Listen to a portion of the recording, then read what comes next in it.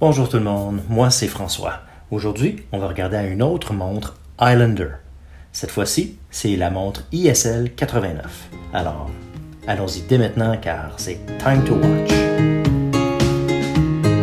Vous vous rappelez peut-être que j'ai fait déjà deux autres évaluations de montres Islander. Précédemment la 54 avec le cadran noir et 84 avec le cadran blanc. Ceci, c'est ma troisième revue d'une montre Islander, mais ce n'est pas ma troisième montre. J'en ai au total 7, alors je les adore vraiment. J'espère que vous les aimez aussi, et si vous aimez ce genre de contenu, appuyez sur le like button, et puis ça aide vraiment. Vous pouvez vous abonner ou appuyer sur la cloche, la notification, et puis laissez un commentaire. Dites-moi si vous connaissez cette montre, ce manufacturier. Si vous en avez une aussi, dites-moi c'est quoi vous aimez de cette montre-là. En parlant d'évaluation, la prochaine évaluation est ici. C'est une montre que j'ai déjà évaluée, c'est de la même marque. C'est une Phoibus, une nouvelle Phoibus que j'ai reçue récemment et on va l'ouvrir à la prochaine fois. Maintenant, on se concentre sur celle-ci, la ISL 89. C'est une montre de plongée Islander avec un petit design nouveau. On va parler du nouveau design un petit peu plus tard, mais parlons de Island Watch. C'est une compagnie qui est gérée par Mark Frankel et sa famille. Et puis lui, il vend des montres depuis 20 ans environ. C'est dans sa 20e année. Mais la Islander en tant que telle, c'est quelque chose qui date d'environ 2 ans. Et puis, je crois qu'il y a quelques semaines, il a fêté son 2e anniversaire. Et puis, c'est sa création. Et il commence à grandir. Et puis, il engage aussi certains designers. Et un des designers, c'est Ryan, qui a designé celle-ci. Je crois qu'il y a certains designs qu'il va avoir gardés pour des montres futures. Je crois que la première composante, c'est cette couronne. Elle est plate, elle est un petit peu plus large, elle est toujours signée, comme vous voyez. L'autre composante, c'est le fait que le mot Islander est écrit à la position de 6 heures. Et le troisième, je crois, c'est la couronne interne.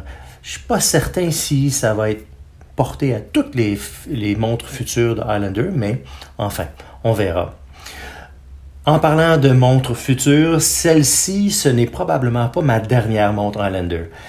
Toutes les autres Islander que j'ai, ce sont des montres que j'ai achetées moi-même. Je ne suis pas sponsorisé par Island Watch. Et puis, cette montre-ci, c'est une montre que j'ai achetée directement sur leur site web. Moi, je vous encourage évidemment d'y aller. Aller sur cette montre-ci, voir la ISL 89. Le site, ça s'appelle longislandwatch.com. Alors, allons-y directement avec les mesures. Donc, le diamètre est de 42,2 mm. Les cornes, la distance entre les cornes, c'est 45,8.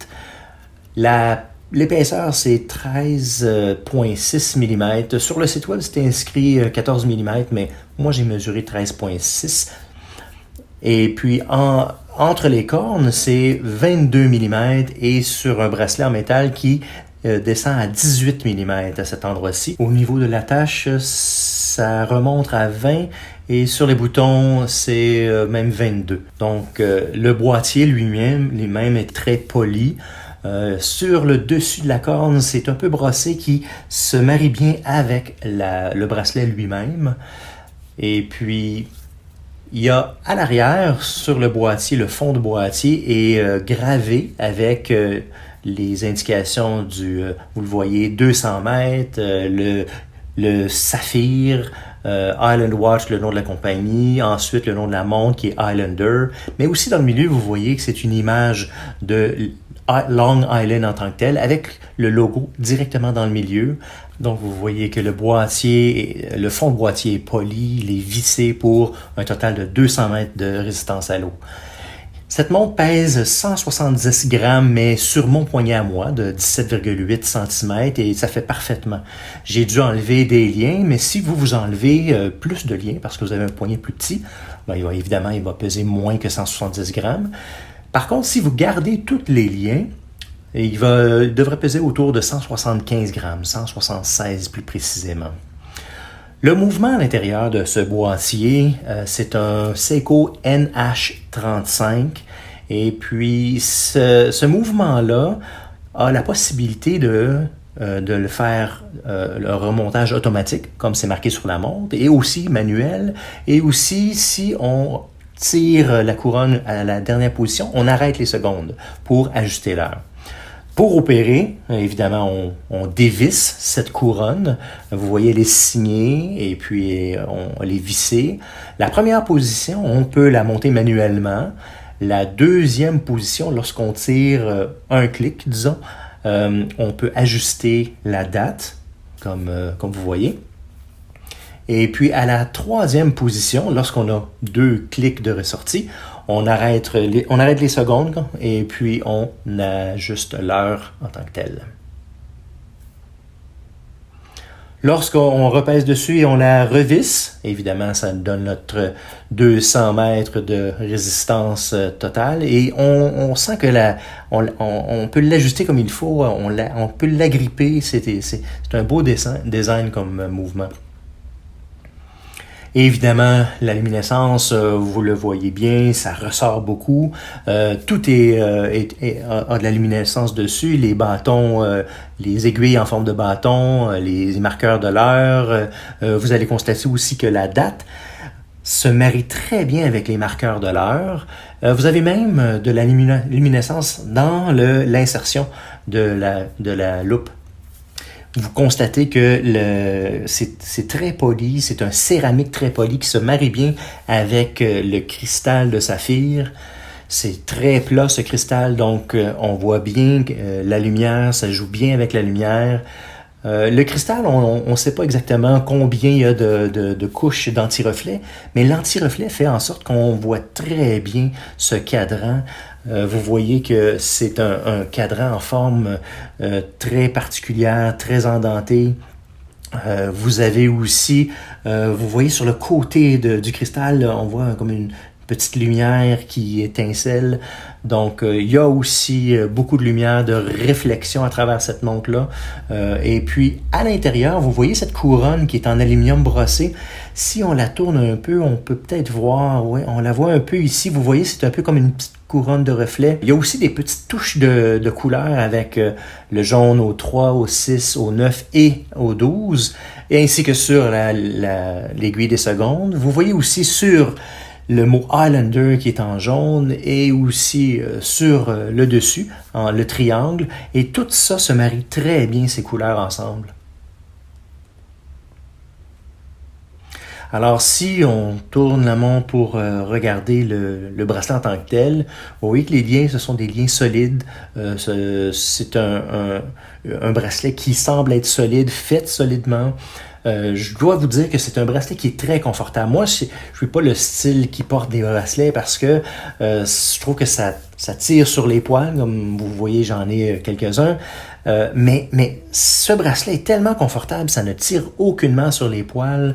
On voit qu'il y a comme une attache en forme de ciseaux, les boutons, les presse-boutons pour l'ouvrir. On peut refermer par-dessus pour sécuriser l'attache. Et puis, on peut l'ajuster d'une certaine façon avec 3 petits points d'ajustement, des micro-ajustements. À l'intérieur, il n'y a pas d'extension pour les plongeurs, qu'on dit pour étendre, pour ouvrir la montre, le bracelet un petit peu plus. Elle fait très bien sur le poignet aussi. Et puis, évidemment, vous pouvez l'ajuster avec ces tiges vissées. Et puis, comme je vous ai dit, moi, j'ai retiré des liens pour que ça puisse être ajusté. Ça s'ajuste très bien. On peut l'ajuster à sa main. On voit très bien le cadran avec ses heures. Donc, on voit l'heure comme il faut. Le contraste entre la couleur du bleu foncé et les marqueurs d'heure ainsi que les aiguilles. Évidemment, la luminescence, et puis vous avez aussi cette couronne interne en aluminium qui fait comme une différenciation entre les deux, qui fait comme une séparation. Ça différencie entre le cadran et l'insertion de la loupe. Donc, ces deux contrastes font en sorte comme un genre de dimension, une troisième dimension. C'est une très belle montre à ce niveau-là. Si vous l'aimez comme moi je l'aime, ben évidemment, ça, ce sont mes impressions. C'est une montre qui est très confortable lorsqu'on la met. On la voit très bien, elle est très lisible. On voit les couleurs et la lumière qui joue à travers le cristal et aussi à travers le poli de la loupe, le poli du boîtier, une combinaison du brossage et du poli qui vraiment joue très bien avec la lumière.